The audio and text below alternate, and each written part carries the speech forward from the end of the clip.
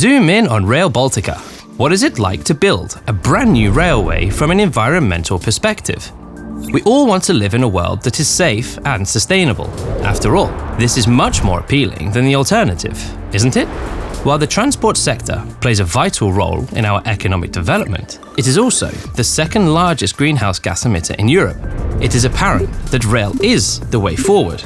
It is a healthier and cleaner alternative, both in the context of the European Green Deal and common sense. The data speaks for itself. Trains emit between 66 and 75% less carbon dioxide compared to cars and airplanes. Rail transport has also steadily reduced emissions while increasing passenger and freight capacity. So, how do we ensure that a project of such scale contributes to sustainable development in the region? We implement environmental measures, including those in accordance with Natura 2000 guidelines, to minimize the impact on nature. Natura 2000 is a network of protected areas covering the most valuable and threatened species and habitats in the EU. To keep natural environments intact, Rail Baltica site investigations include geological assessments as well as biodiversity monitoring, encompassing mammals and birds, vegetation, and landscape specifics. Throughout the design phase, every solution is evaluated from an environmental perspective, taking into account noise and vibrations, animal migration, and other environmental aspects. We carried out comprehensive studies and analysed mammal movement in the area. The result?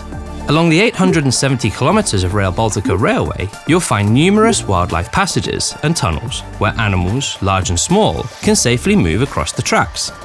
Conspicuous noise barriers and dampers will also be introduced to reduce noise and vibration levels. The environmental requirements are strict, extending to fine details such as rainwater and waste management during construction, minimizing noise, vibration, and dust pollution, and even fertile soil reuse. We also ensure that the landscape is recultivated to its previous condition as much as possible by replanting relevant vegetation.